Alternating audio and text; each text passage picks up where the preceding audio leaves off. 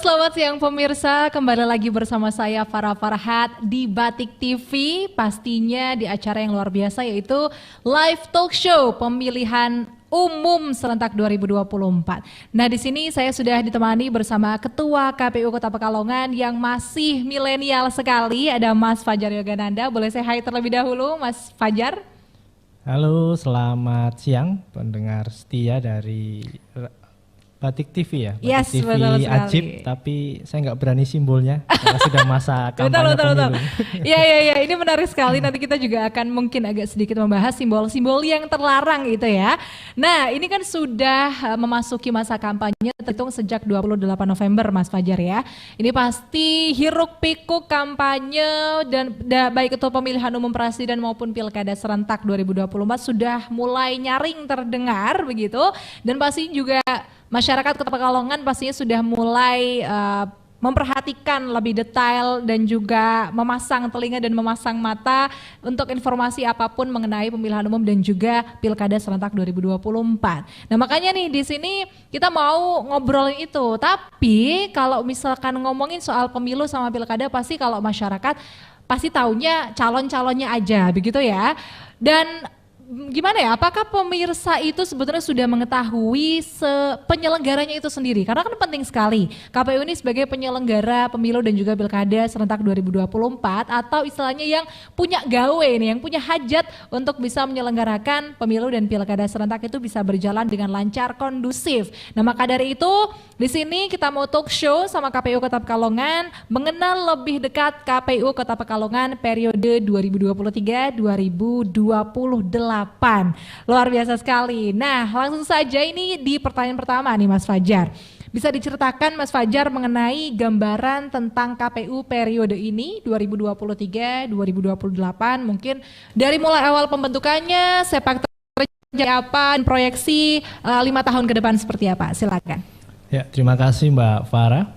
Jadi KPU Kota Pekalongan untuk periode 2023-2008 ini dilantik pada tanggal 30 Oktober kemarin 2023. Kita berlima dilantik di kantor KPU Republik Indonesia di Jakarta di Jalan Imam Bonjol. Setelah dilantik, kami berlima berkumpul dan melakukan rapat pleno. Jadi untuk menentukan divisi. Kebetulan ada 5 ini karena mengacu di undang-undang ya, bukan karena meniru Power Ranger jumlahnya ada 5 enggak ya. Jadi karena 5 itu undang-undang di kabupaten kota, kita berkumpul berlima. Yang pertama kali harus kita tentukan adalah posisi di ketuanya dulu. Nah, di antara kita berlima aklamasi menyepakati bahwa saya yang ditunjuk menjadi ketua itu ya. Saya nggak tahu, tapi teman-teman mungkin punya perspektif tersendiri kok kenapa saya yang ditunjuk. Lalu di antara berlima ini kami juga membagi, karena setiap masing-masing ini menjadi ketua divisi ya. Kalau saya selaku ketua secara otomatis menjabat mengenai urusan keuangan umum dan rumah tangga serta logistik. Nah, yang kotak-kotak itulah pokoknya. Lalu ada juga Bapak Mursid Salimi yang dia membidangi soal perencanaan data dan informasi, jadi nanti yang terkait dengan data pemilih. Lalu ada Bapak Saiful Amri yang membidangi soal teknis penyelenggaraan, ini nanti yang pada hari H 14 Februari tentang KPPS dan mencoblos dan sebagainya. Lalu ada Bapak Kusnandar Bangkit, ini membidangi divisi yang namanya cukup panjang, jadi lebih enak untuk disingkat, Sosdiklih, Parmas, dan SDM. Sosialisasi pendidikan pemilih, partisipasi masyarakat, dan sumber daya manusia. Ini nanti yang mengurusi tentang badan ad hoc di kecamatan, kelurahan, sampai nanti di KPPS, dan yang terakhir Bapak Iman Santosa tentang hukum dan pengawasan. Ini nanti ketika ada sengketa. Ya.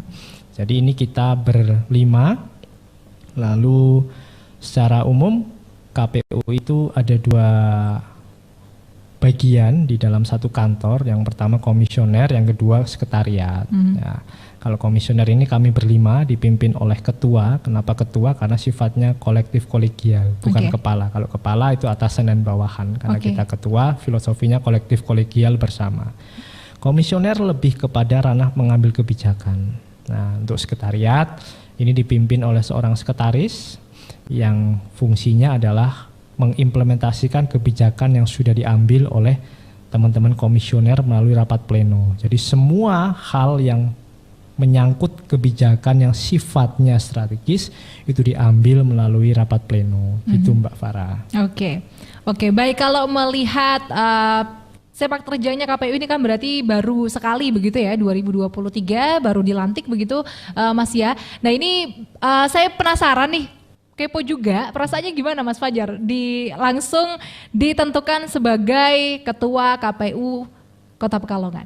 Iya, jadi di lembaga kami di KPU itu ada istilah ketika Anda memasuki lembaga KPU, ibarat bayi baru lahir, maka Anda dituntut untuk langsung berlari, tidak berjalan dulu, tidak dilakukan pendidikannya dulu, diklat atau tidak, tapi Anda harus dituntut untuk langsung bisa menyesuaikan dengan tahapan yang sudah ada. Perasaan saya ya siap tidak siap, suka tidak suka ya ini harus dilaksanakan. Yang namanya jabatan itu kan sekali lagi saya menganggap secara pribadi itu adalah amanah, maka harus dipertanggungjawabkan gitu. Dan tapi saya cukup pedenya kenapa? Karena yang pertama saya memulai karir di penyelenggara pemilu dari bawah, dari tingkat kecamatan. Saya pernah menjadi PPK kecamatan. Lalu sebelumnya juga saya pernah menjabat di periode 2018-2023. Jadi secara tidak langsung mengetahui hal-hal yang sudah berlangsung sehingga tinggal meneruskan saja. Dan saya bersyukur yang saya pimpin adalah lembaga KPU, sifatnya kolektif kolegial. Jadi ya kita gotong royong bersama untuk mensukseskan pemilu ini. Kolektif kolegial bersama-sama mengkoordinir semuanya begitu ya Mas ya. Nah kalau kita melihat KPU Kota Pekalongan ini kan berarti sedang tahapan pemilu begitu ya, karena kemarin baru saja gongnya dipukul nih. Silakan untuk para calon untuk bisa melakukan kampanye. Nah ini seperti apa hiruk pikuk di KPU? Sepertinya hari ini pun kayaknya sibuk sekali begitu ya Mas ya. Ini boleh diceritakan bagaimana tahapan yang sedang dijalani saat ini? Iya. Untuk diketahui bersama pemirsa Batik TV, mulai hari ini ya tanggal 28 November, ini 28 ya? Hari ini 29, jadi beneran kemarin 28, banget. 28 November sampai nanti 10 Februari 2024 ini memang sedang berlangsung masa kampanye. Kebetulan kalau siklus kerja di tempat kami itu hari kalender Mbak, jadi tidak ada tanggal merah sebetulnya. Jadi terkadang kita sampai lupa ini tanggal berapa sih, ini hari apa sih gitu ya. Mulai hari ini 28 November sampai 10 Februari itu ada 6 jenis kampanye yang diperbolehkan. Itu pertama pertemuan terbatas, itu lalu yang kedua pertemuan tatap muka, jadi misalkan kunjungan ke pasar ya, lalu mengadakan pertemuan, lalu yang ketiga penyebaran bahan kampanye, yang keempat pemasangan alat peraga kampanye seperti yang sudah bisa kita lihat di pinggir-pinggir jalan, yang kelima ini debat presiden dan wakil presiden, nanti dilaksanakan 5 kali yang menyelenggarakan KPU RI, jadi debat nanti 3 kali untuk yang presiden, yang 2 nanti khusus segmennya untuk wakil presiden. Lalu yang terakhir kampanye di media sosial. Nah, khusus untuk tanggal 21 Januari 2024 sampai nanti 10 Februari, kurang lebih selama 21 hari, itu baru diperkenankan kampanye yang sifatnya berbayar. Jadi iklan di media cetak, di elektronik, di yang sifatnya berbayar dan maupun di media sosial. Karena ada yang sifat mengiklankan akun media sosialnya itu hanya diberi batasan waktu 21 hari. Dari 21 Januari? Ya, sampai dengan 10 Februari. Nah, nanti 11 sampai 13 itu masa tenang. Masa tenang artinya tidak boleh ada aktivitas kampanye. Jadi masa tenang tidak boleh ada aktivitas kampanye, tapi menjadi tidak tenang untuk pesertanya.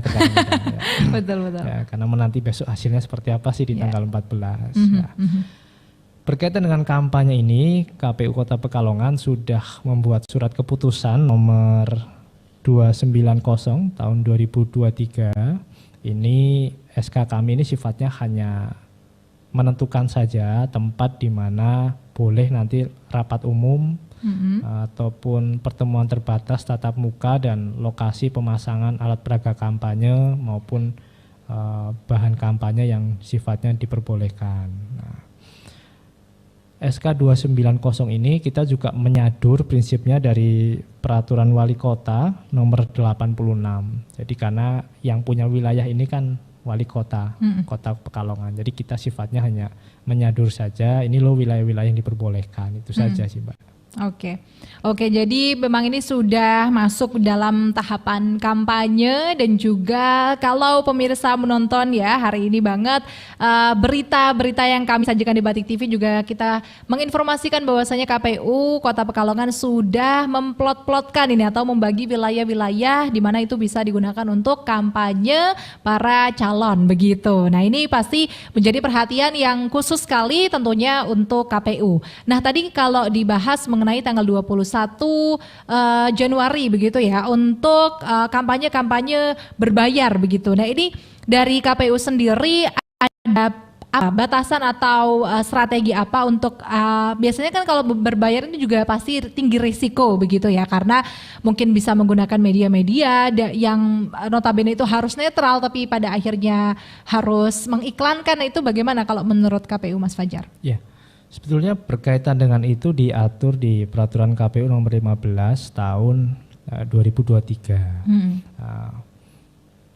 Disinilah sebetulnya adanya konteks keadilan ya. Keadilan dalam artian kalau saya punya kos lebih, boleh dong saya beriklan. Tapi bagaimana juga dengan yang kosnya mungkin pas-pasan ya, atau terbatas ya. Maka ini tadi dilakukan spelling waktu di 21 hari terakhir. Jadi di 21 hari terakhir ini silakan. Jadi dari 75 hari itu hanya 21 hari yang diperbolehkan untuk kampanye yang sifatnya berbayar tadi di media cetak, elektronik, dan juga satu lagi diperbolehkan yang melakukan namanya rapat umum. Rapat umum itu biasanya pengerahan massa dalam jumlah yang lebih besar, lebih besar biasanya lebih dari 1.000 dan lain sebagainya di satu lapangan. Nah, kita sudah memfasilitasi di setiap kecamatan itu ada 2 lokasi yang boleh digunakan untuk rapat umum nanti pada tanggal 21 Januari sampai dengan 10 Februari. Dan silakan nanti teman-teman media ini juga karena sifatnya mengiklankan ya itu kan juga boleh diterima. Tentu ada batasan-batasan tertentu yang terkait dengan durasi dan lain sebagainya yang nanti akan kita informasikan juga ke teman-teman media. Nah ini saya penasaran terkait dengan penyediaan tempat lapangan untuk rapat umum begitu ya. Nah itu bagaimana gilirannya atau pastikan banyak begitu ya partai yang ingin kampanye dengan rapat umum ini. KPU mengatur itu seperti apa? Ya. Jadi ada perbedaan cukup signifikan di pemilu 2014, 2019, dan 2024 ya. Saya kilas balik di 2024 pada saat kampanye rapat umum itu memang diatur di gilir. Nah, tapi di 2019 dan di 2024 ini perlakuannya berbeda. Jadi prinsipnya silakan peserta pemilu itu boleh mengajukan.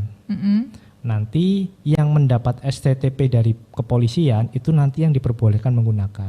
Kenapa?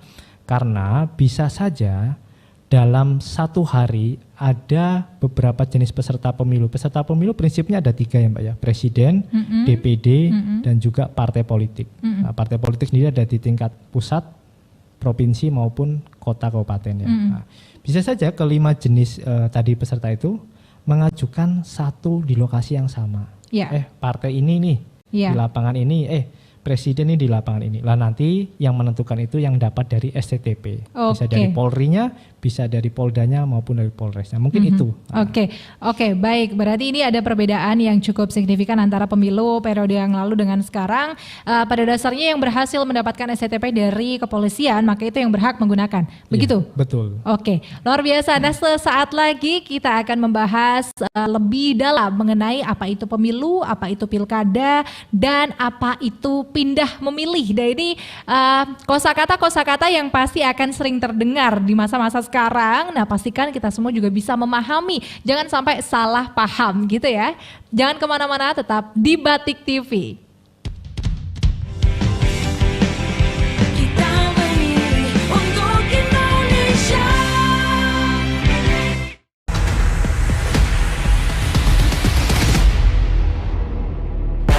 terobosan baru yang diproduksi oleh Komisi Pemilihan Umum dalam rangka menyebarluaskan informasi kepemiluan langsung kepada publik menggunakan teknologi.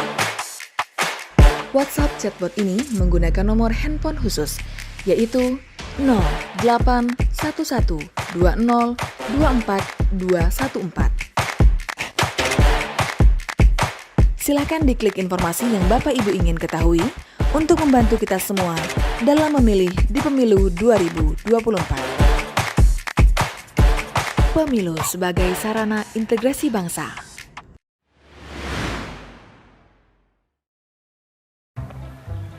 Berita kok isinya soal politik mulu sih. Ya iyalah, sekarang kan udah masuk tahun politik. Apalagi pemilu sebentar lagi. Memangnya pemilu tuh kapan sih? Aku lupa. Kamu lupa? Kamu kebanyakan baca berita gosip sih. Pemilu itu nanti tanggal 14 Februari 2024. Beberapa bulan lagi kok.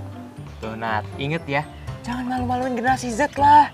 Apalagi pemilu 2024 nanti, kita bakal nyoblos untuk pertama kalinya. Inget tuh. Maaf. Ngomong-ngomong, pemilu 2024 nanti, kamu mau nyoblos siapa, Nat? Nggak tahu nih, aku nyoblos apa enggak ya? Ih, jangan gitu. Kamu punya hak suara buat milih loh. Emangnya suara aku berpengaruh apa? Suara pemilih pemula kayak kita ini banyak berpengaruh loh. Nah, makanya kamu jangan golput. Setidaknya kita ikut berpartisipasi dalam pemilu 2024 nanti. Apalagi pilihan kita ini menentukan masa depan bangsa loh. Nah, lagi pula kalau kamu mau ikut berpartisipasi dalam pemilu, itu gampang banget loh. Oke, aku nggak bakal golput nih. Anak muda membangun bangsa, nggak milih, nggak keren. Untuk Indonesia.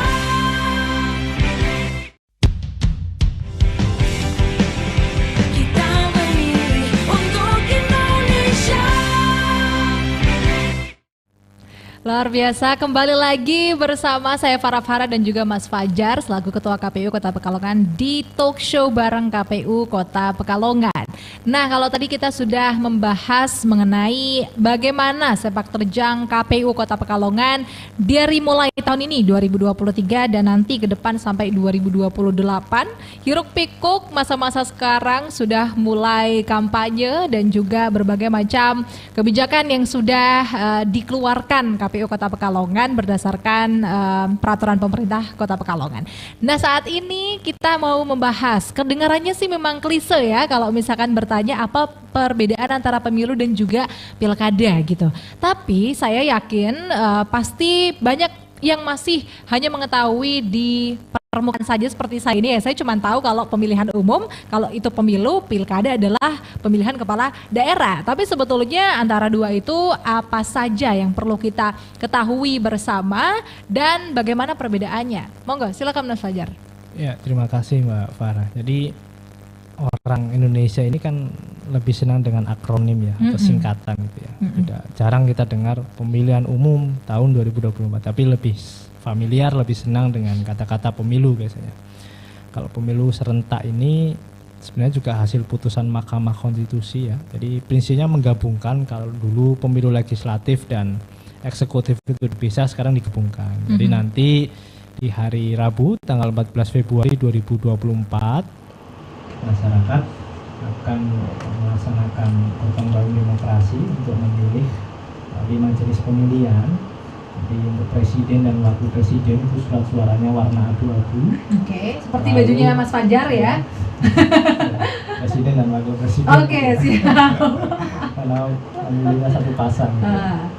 Lalu yang kedua anggota DPD RI, Dewan Perwakilan Daerah, itu warnanya merah. Lalu yang ketiga DPR RI itu surat suara warna kuning. Lalu yang keempat DPRD provinsi warna biru, dan yang terakhir DPRD kabupaten atau kota itu warna hijau. Jadi nanti kita akan melaksanakan pemilu ya, mencoblos 5 jenis tadi ini ya. Lalu di tahun yang sama itu juga ada penyelenggaraan pilkada serentak. Kenapa sih ada kata-kata serentak ini? Sebetulnya serentak ini dalam artian semua di wilayah Indonesia melaksanakan pada hari yang sama. Jadi perlu diperjelas, perlu ditekankan soal kata tadi serentak. Ya. Di tahun 2024 itu pilkada atau pemilihan kepala daerah dan juga wakil kepala daerah itu akan dilaksanakan berdasarkan undang-undang yang masih berlaku saat ini itu di bulan November. Oke. Jadi nanti memilih gubernur, wakil gubernur, dan juga kalau di Kota Pekalongan kita memilih wali kota dan juga wakil wali kota. Ya. Tapi pada tanggal 21 November kemarin itu pemerintah mengajukan yang namanya peraturan pemerintah pengganti undang-undang Perpu. Jadi tentang perubahan keempat undang-undang pilkada. Pada tanggal 21 November kemarin itu disidangkan oleh DPR RI. Karena kalau DPR itu ketika pemerintah mengajukan Perpu hanya bisa melakukan dua hal. Yang pertama menerima atau menolak. Nah, secara mayoritas fraksi di DPR RI itu menerima Perpu tersebut, sehingga Perpunya isinya adalah bahwa pilkada yang tadinya bulan November akan diajukan menjadi bulan September. Nah, jadi kurang lebih itu, cuma masih kita menunggu tindak lanjut berupa proses pengundang-undangannya kembali. Jadi prinsipnya nanti akan diajukan menjadi bulan September. Jadi di tahun yang sama di 2024 ada dua jenis pemilihan. Yang pertama tadi pemilu di Februari dan nanti kemungkinan pilkada di bulan September. Oke, menjadi catatan kita bersama bahwa saja yang dimaksud pemilu dan pilkada serentak itu berarti di tahun 2024 akan ada dua pemilihan, yaitu pemilu dan juga pilkada. Di mana pemilu itu nanti akan dilaksanakan pada Februari ini, dan kalau pilkada menurut Perpu yang terbaru nanti September ya Mas Fajar ya, kalau tidak ada perubahan lagi begitu ya. Nah ini pasti luar biasa sekali kerjanya, kerja Rodi untuk KPU, apa gimana ini? Karena ada 1 tahun dibungkus begitu ya, baru aja dilantik 2023, 2024 sudah langsung melaksanakan 2 putaran gitu ya untuk pemilu dan juga pilkada serentak 2024. Nah ini silakan tadi bisa dicatat apa yang diutarakan sama Mas Fajar mengenai pemilu yang ada di depan mata. Tentunya ada perbedaan-perbedaan surat suara dari mulai pemilihan presiden sampai tadi yang paling akhir adalah untuk pemilih apa Mas Fajar? DPRD Kota hijau. Oke, DPRD Kota itu hijau begitu ya. Nah itu bisa diakses informasinya di laman KPU Kota Pekalongan, betul? Iya betul. Oke, luar biasa. Nah bukan terakhir sih, terakhir di segmen ini maksudnya ada pertanyaan mengenai apa itu pindah memilih gitu ya. Nah pasti kan penasaran apakah maksudnya ini pasti berkaitan dengan ini ya, pendudukan begitu ya. Misalkan saya warga Kota Pekalongan tapi ternyata pindah ke suatu daerah lain. Nah itu bagaimana cara mengurusnya, karena ternyata di setiap tahun itulah yang menjadi permasalahan. Kadang golput bukan karena dia pengen golput tapi karena males ribet mengurus pindah memilih. Nah ini bagaimana Mas Fajar? Iya. Jadi untuk kategori pemilih ini sebetulnya dibedakan menjadi 3 jenis ya. Yang pertama adalah pemilih tetap, masuk di dalam DPT, daftar pemilih tetap. Ini yang bisa mencoblos nanti dari jam 7 sampai dengan jam 1 di TPS-nya.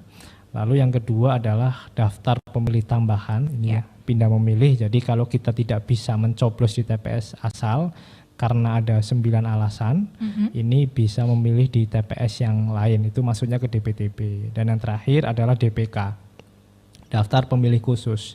DPK ini kalau ada warga sudah punya KTP tapi belum masuk DPT, dia juga boleh mencoblos atau memilih, itu cuma jamnya saja yang diatur. Jamnya hanya boleh jam 12 sampai jam 1 dan hanya di TPS asalnya, dia nggak bisa pindah milih. Baik.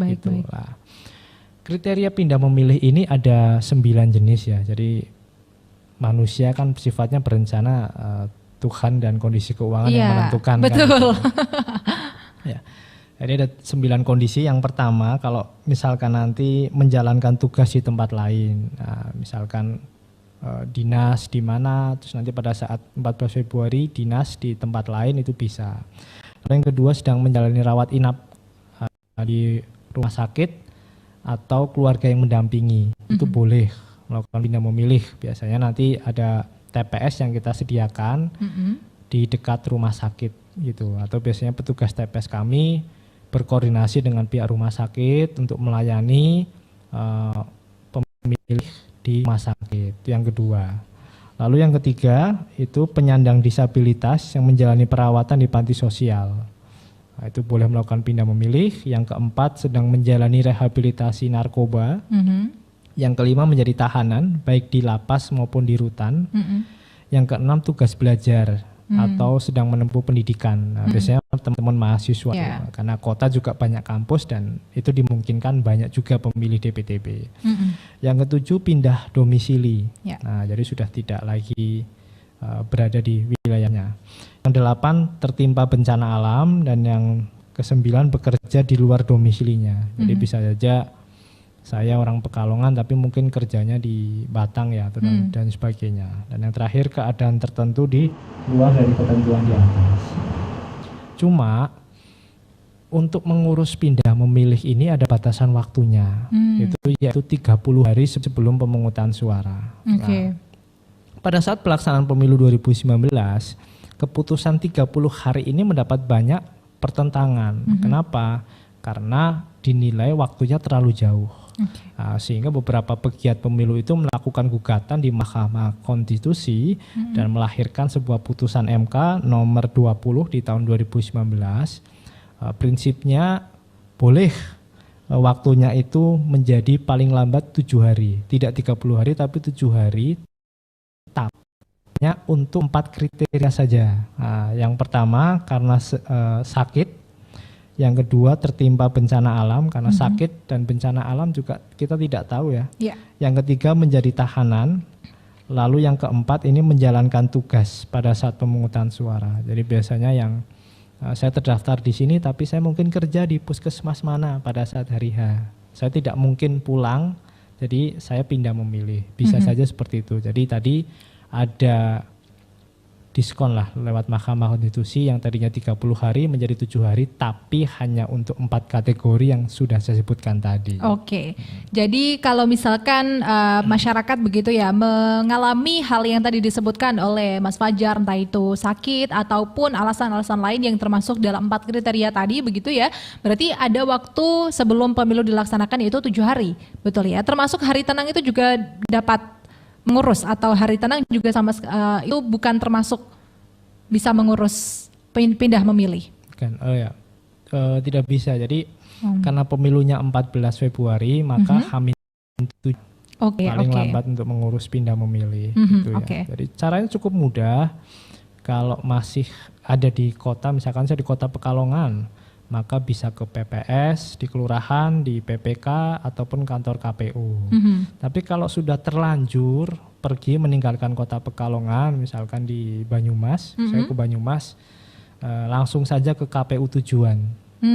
Jadi kalau di asal tadi ada pilihannya 3, PPS, PPK, maupun di kantor KPU-nya. Tapi kalau sudah terlanjur tidak sempat mengurus di daerah asal langsung ke KPU tujuannya, tidak bisa ke PPK maupun PPS-nya. Hanya itu saja, caranya mudah. Ya, jadi pokoknya sudah tidak ada alasan lagi pada akhirnya golput gara-gara dengan alasan pindah memilih dan belum terdaftar di TPS begitu ya.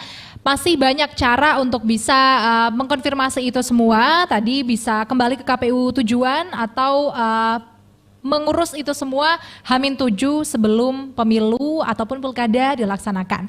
Oke, luar biasa banget. Nah, kita ada satu pertanyaan lagi nih, ternyata masih ada waktu yang tersisa untuk kita bisa membahas mengenai pembentukan KPPS ini, Mas Fajar, bagaimana? Ya, jadi nanti pembentukan KPPS ini akan kita lakukan mulai tanggal 11 Desember. 11 sampai 20 Desember. Jadi baru saja terbit keputusan KPU nomor 1669 di salah satu poinnya ini membuka kesempatan untuk warga silahkan menjadi anggota KPPS mulai tanggal 11 sampai dengan tanggal 20. Nanti akan dibuka pendaftarannya, tapi sekali lagi menunggu informasi resmi ataupun pengumuman resmi biasanya dari kami KPU dan juga dari teman-teman di tingkat kelurahan PPS. Nanti akan diinformasikan berkaitan dengan jalurnya detail dan juga syarat-syaratnya, lalu dokumen apa saja yang harus dilengkapi untuk menjadi calon anggota KPPS. Oke. Nah ini kalau berkaca dari beberapa, berarti 2 periode belakang, itu sempat ada chaos sekali gitu ya KPPS karena banyaknya item yang harus dipilih dan memakan waktu yang lama. Nah ini pemilu serentak tadi juga ada sampai 5 item gitu kan, dari presiden sampai akhirnya di kepala daerah gitu. Nah itu bagaimana ini persiapan untuk menjaga ketika pemilihan itu petugas KPPS juga semuanya bisa menjalankan tugasnya dengan smooth dan lancar. Ya, oke, kalau boleh flashback sedikit di pemilu 2019 itu kita yang meninggal 3, Mbak. Di Kota Pekalongan? Di Kota Pekalongan 3. 1 orang petugas KPPS, ya, karena memang sudah punya penyakit bawaan. Dan waktu itu juga sempat dikunjungi dan diberi santunan langsung oleh Pak Wali Kota saat ini, waktu dulu masih menjadi Pak Wakil. Yeah. Yang kedua itu tugas keamanan TPS yang dari Hansip Pertahanan Sipil itu. Memang usianya sudah karena memang struktur KPPS ini ada 2 ya. 7 orang anggota KPPS, yang 2 lagi pengaman TPS yang itu berasal dari sipil, pertahanan sipil Hansip tadi ya. Linmas atau sekarang dikenal dengan Linmas tadi ya. Jadi Linmas ini memang di luar kewenangannya KPU. Biasanya nanti kita minta tolong ke kelurahan, nanti kelurahan yang menentukan mana-mana saja anggota Linmas yang bertugas. Dan sekarang Linmas kan di bawah koordinator dari Satpol PP. Jadi ada 3 sebetulnya yang tadi meninggal. Sampai ya. meninggal. Tapi ya. faktornya memang tadi usia, yang 2 satu lagi punya penyakit bawaan. Oke, berarti untuk ini bagaimana untuk bisa menghindari hal-hal yang tidak diinginkan seperti itu, ataupun semuanya biar bisa berjalan dengan baik dan lancar? Ya. Jadi problemnya, nah ini agak cukup panjang ya. Sebetulnya faktor kelelahan itu karena menyalin, Mbak. Menyalin saja sebetulnya. Oke, baik. Berarti mungkin dibutuhkan yang lebih muda-muda begitu ya. Tapi mungkin pada penasaran ini bagaimana nanti KPPS bekerja begitu ya untuk pemilu 2024 ini. Jangan kemana-mana, tetap di Talk Show bersama KPU Kota Pekalongan. Kita memilih untuk Indonesia.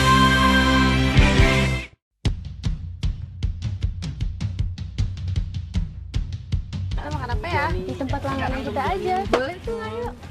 Kinara and Friend. Kalian apa kabar? Baik. Kamu gimana kabar? Aku baik juga dong. Kalian tahu nggak, awal tahun 2024 ini kan udah ada pemilu. Kalian udah cek DPT kalian belum? Belum. Itu gimana sih caranya? Kok kamu jadi care sih sama aku? Iyalah, aku harus care. Apalagi ini kan soal menentukan masa depan bangsa kita. Masa nggak care? Pertama kalian buka www.cekdptonline.kpu.go.id. Klik pencarian di pojok kanan bawah setelah mengisi NIK atau nomor paspor bagi pemilih luar negeri. Kalau misalnya nama kamu belum terdaftar juga di Cek DPT Online, kamu bisa mencoblos dengan datang ke TPS yang sesuai dengan KTP kamu dengan membawa KTP elektronik atau kartu keluarga. Tapi ingat ya, waktu cuma 1 jam terakhir sebelum TPS itu ditutup. Pastikan nama kalian sudah terdaftar di pemilu 2024. Untuk Indonesia.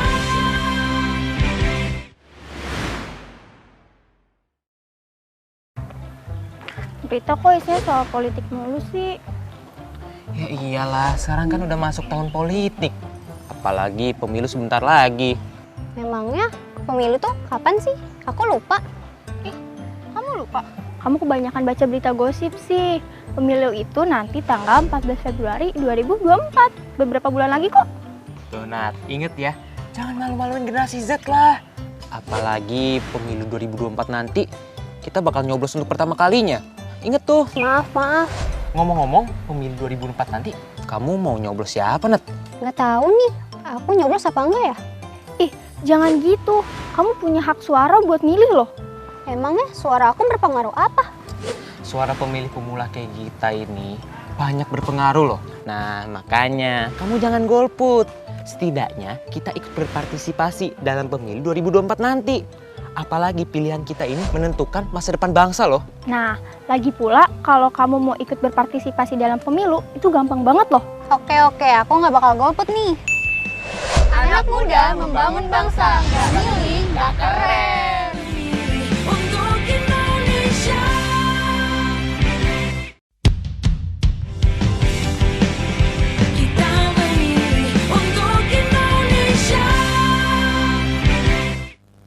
Luar biasa, kembali lagi bersama saya Farah Farha dan juga Mas Fajar Yogananda, Ketua KPU Kota Pekalongan di Talk Show bareng KPU Kota Pekalongan. Nah, tadi kita masih asik banget sebetulnya membicarakan mengenai permasalahan KPPS 2019 yang ternyata sangat menyedihkan sekali di Kota Pekalongan, ada 3 yang harus gugur begitu ya.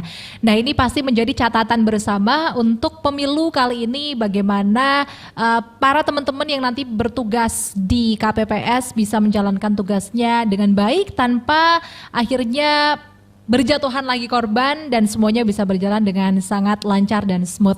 Ini bagaimana Mas Fajar? Apakah harus semuanya dicek kesehatannya pasti ya, atau harus semuanya muda-muda, atau bagaimana, atau ada simplifikasi teknis dari pelaksanaan pemilu? Iya, oke, terima kasih Mbak. Jadi faktor yang menjadi penyebab utama itu sebenarnya kelelahan ya, kelelahan dalam proses menyalin terutama ya, karena tidak terbayangkan kemarin di 2019 itu kan kita juga baru pertama kali melakukan pemilu serentak itu. Faktor kelelahan dalam menyalin, walaupun dalam regulasinya itu sebetulnya diperbolehkan untuk memfotokopi, tapi ada beberapa yang melakukan, ada beberapa juga yang tidak. Gitu. Berdasarkan di pengalaman di 2019 itu, maka tentu ke depan ada beberapa rekomendasi yang ini sudah dilakukan. Jadi memang akhirnya ada pembatasan usia. Nah, kalau dulu tidak ada pembatasan usia, sekarang ada pembatasan usia untuk anggota KPPS. Minimal 17 tahun dan maksimal 55 tahun. Jadi pembatasan usia ini sekali lagi sebagai sarana antisipasi saja, supaya ke depan teman-teman KPPS ini yang diharapkan ini bisa melakukan tugasnya dengan baik dan setelah selesai juga masih dalam keadaan sehat. Jadi kadang ada beberapa faktor-faktor yang di luar kendali, atau kadang ada kebiasaan-kebiasaan misalkan bergadang ya. Jadi mungkin karena terlalu asik membuat TPS. Saya sendiri juga di Lungan mengalami itu, tapi karena dekat dengan rumah saya ingatkan untuk udah mending bagi tugas aja yang jaga TPS, udah biar ada teman-teman dari tadi ya pengaman TPS, udah teman-teman istirahat saja karena besok pagi harus menjalankan aktivitas. Kadang ada juga yang seperti itu bergadang terlalu malam. Jadi sekarang lebih ke preventifnya lebih kepada pembatasan usia tadi itu sih Mbak. Oke, jadi sudah ada usaha preventif untuk menghindari adanya hal-hal yang tidak diinginkan terjadi ketika pemilu 2024, yaitu pembatasan usia. Jadi teman-teman yang berusia 17 tahun itu berarti sudah bisa mendapatkan kesempatan untuk bergabung di KPPS sampai pada usia 55 tahun begitu ya. Tentunya juga dengan keadaan yang sehat walafiat, sehat jasmani dan rohani tentunya.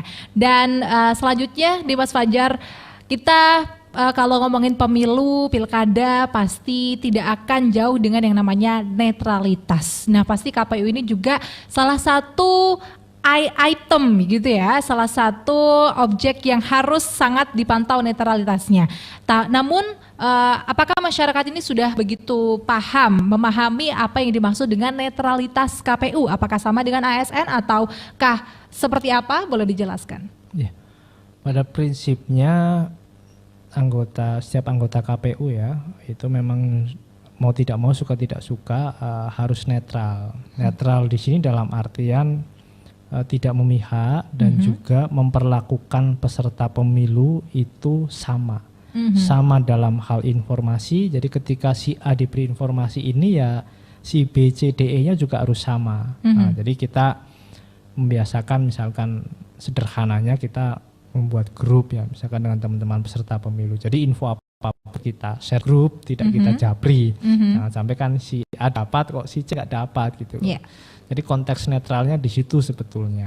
Dan teman-teman KPU ini kan tahapan-tahapannya kan juga sudah jelas sehingga orang itu bisa menyaksikan gitu ya. Dan setiap keputusan kita buat juga kita publish di website kami sehingga tidak ada ruang abu-abu yang ditutupi. Proses proses rekapitulasi itu juga disaksikan orang, baik di tingkat TPS, kecamatan maupun nanti di tingkat kota, sehingga tidak ada yang bisa kita tutup-tutupi. Jadi kita tidak berusaha untuk menyampaikan bahwa saya orang paling baik loh, tidak. Tapi percayalah bahwa proses pemilu ini dilakukan secara terbuka, masyarakat bisa mengakses, bahkan sederhananya profil caleg misalkan, kalau penasaran caleg saya ini siapa sih, alamatnya di mana dan sebagainya, bisa aja buka info pemilu.kpu.go.id, di situ ada profil caleg bagi caleg yang mau mempublikasikannya. Tapi kalau caleg yang tidak mau mempublikasikan, ya berarti nanti tidak akan tampil informasinya di situ. Jadi kami tidak menunjukkan bahwa kami ini baik, tidak, tapi percayalah bahwa proses pemilu ini dilakukan secara terbuka. Dan lembaga penyelenggara pemilu itu ada 3 ya, selain KPU ada Bawaslu dan juga DKPP, Dewan Kehormatan Penyelenggara Pemilu. Jadi ketika ada anggota KPU yang terindikasi, Bapak Ibu bisa laporkan ke DKPP. Nanti akan dilakukan proses persidangan dan nanti ada putusannya. Jadi kami juga ada yang mengawasi secara etik tadi ya, kok tidak netral dan sebagainya. Jangan ragu-ragu, dilaporkan saja ke Dewan Kehormatan Penyelenggara Pemilu. Oke, baik. Berarti konteks netralitas di sini adalah bagaimana KPU sebagai penyelenggara pemilu itu memberikan porsi yang sama di setiap lini, begitu ya, di setiap aspek, terutama untuk para anggota pemilu begitu. Nah, mungkin banyak yang masih kepo ataupun ini bisa menjadi edukasi untuk para pemilih pemula. Nah, ini sebetulnya dari tadi yang 3 disebutkan Mas Fajar, KPU, Bawaslu dan DKPP itu semuanya masih punya hak pilih kan ya? Masih. Oke, berarti menjadi catatan di sini netralitas itu masih punya hak pilih, tapi tidak menunjukkan kecenderungannya kemana, begitu Mas ya, betul? Betul. Oke, jadi bisa menjadi catatan terutama untuk adik-adik nih yang baru 17 tahun, begitu ya, kepo-kepo, nanti berpikir, aduh gimana ya, berarti kalau KPU yang menyelenggarakan pemilu ikut milih juga nggak ya? Nah, jawabannya masih ikut ya, Mas ya, masih ikut. Masih diberikan hak pilih, tapi harus senetral mungkin begitu. Jadi tidak boleh sembarangan seperti masyarakat sipil yang boleh menunjukkan dukungannya terhadap partai politik tertentu ataupun calon tertentu begitu. Nah, ini menjelang pemilu 2024, apa ini pesan KPU untuk warga Kota Pekalongan? Ya, pesan saya sederhana saja untuk warga Kota Pekalongan dan seluruhnya. Jadi yang pertama ini jangan golput ya, saya rasa itu. Yang kedua, karena Anda memilih untuk tidak golput ya Anda harus menggunakan hak pilih Anda. Terkait dengan proses penggunaan hak pilih ini saya juga mengingatkan kembali tadi ya. Jadi ada sebuah aturan baru yang ini penting. Jadi apabila ada penduduk baru di Kota Pekalongan, sudah punya KTP Kota Pekalongan dan sudah terdaftar sebagai pemilih. Sebagai contoh, misalkan tadinya saya terdaftar sebagai pemilih di Semarang, saya sudah pindah di Kota Pekalongan, sudah punya KTP Kota Pekalongan, tolong untuk segera mengurus proses pindah memilih, supaya nanti Anda mendapatkan surat suara 5 penuh di alamat Anda yang baru. Jadi itu sekali lagi tentang proses menggunakan hak pilih. Jadi jangan golput, gunakan hak pilih Anda, dan yang paling penting adalah mulai lupakan bahwa pemilu itu pesta demokrasi. Ya, mulai lupakan itu. Mari menanamkan sebuah paradigma baru bahwa pemilu itu gotong royong demokrasi. KPU nggak bisa sendiri untuk melaksanakan pemilu. KPU butuh dukungan banyak pihak, salah satunya media. Dalam hal ini saya berterima kasih sekali kepada Batik TV yang sudah berkenan menyelenggarakan acara talk show ini. Yang kedua juga kita butuh bantuan dari pihak keamanan, dan yang terpenting adalah dari para pengguna hak pilih yang nanti menggunakan hak pilihnya, karena sekali lagi pemilu ini adalah pekerjaan gotong royong, kita tidak bisa sendiri, semua orang harus bergotong royong sesuai dengan porsinya masing-masing. Itu Mbak. Oke, pesan yang luar biasa sekali tentunya untuk pemirsa yang saat ini menyaksikan talk show yang disiarkan secara langsung melalui live streaming channel YouTube Batik TV. Dan tentunya setelah kita menyelesaikan perbincangan kita di segmen yang luar biasa ini, masih bisa tetap ditonton di channel YouTube-nya Batik TV tentunya untuk bisa dikulik-kulik kembali pengetahuan yang di-sharing oleh Mas Fajar mengenai pemilu 2024. Nah tadi ditekankan kembali juga bahwasanya pemilu pilkada ini bukanlah pesta demokrasi, tapi apa Mas? Gotong royong demokrasi. Oke, gotong royong demokrasi. Karena maknanya berbeda. Kalau gotong royong demokrasi artinya KPU ini mengajak seluruh lapisan masyarakat, pemerintah semuanya untuk bersama-sama mensukseskan pemilu 2024. Nah kalau menurut Mas Fajar sendiri nih, sebagai penutup, pertanyaan penutup ya. Kesuksesan pemilu 2024 nanti itu diukur dari apanya sih? Kalau kita menegasikan ini ya, siapa yang menang, siapa yang kalah. Tapi kalau untuk seluruh masyarakat Indonesia, kesuksesan pemilu itu diukur dari apa? Ya. Jadi berdasarkan sebuah riset ini ada 2 indikator yang bisa digunakan untuk mengukur keberhasilan sebuah konsentrasi ya. Yang pertama itu adalah partisipasi. Nah, jadi harapannya dari sebuah proses pemilihan ini partisipasinya bisa tinggi, nah, sehingga ada antusiasme warga. Dan yang kedua selain partisipasi, yang paling penting adalah kondusivitas. Jadi apalah arti partisipasi tinggi tapi situasi keamanan, ketertiban masyarakat itu tidak kondusif. Jadi banyak yang saling tidak bertegur sapa atau apalagi sampai ekstrimnya kerusuhan betul. Kerusuhan karena perbedaan pilihan. Jadi itu tadi sebuah ajang pemilihan itu bisa dikatakan baik apabila ada 2 hal. Yang pertama partisipasinya tinggi, yang kedua adalah kondusivitas. Jadi memilihnya itu bebas, artinya tidak ada tekanan, sesuai dengan hati nuraninya, dan setelah proses pemilihan juga suasananya tetap kondusif. Nah, karena banyak juga di beberapa hal yang tidak seperti itu, dan saya percaya, hakul yakin bahwa di Kota Pekalongan tidak akan terjadi yang seperti itu. Oke, luar biasa sekali. Ada 2 namanya indikator di mana pemilu 2024 itu nanti bisa dikatakan berhasil, yaitu apabila memiliki partisipasi yang tinggi dan juga kondusivitasnya juga sejalan dengan tingginya partisipasi tersebut. Nah, untuk menutup segmen kali ini boleh closing statement dari yang tadi Mas Fajar sudah jelaskan. Ya, oke. Jadi Bapak Ibu semua, sekali lagi saya ingin mengingatkan bahwa pemilu 2024 bukan lagi pesta demokrasi. Harapan kami Bapak Ibu mulai secara perlahan demi perlahan menggeser paradigma itu. Kalau paradigmanya masih pesta demokrasi, tentu money politik akan semakin tinggi karena semua berorientasi bahwa pesta itu adalah uang.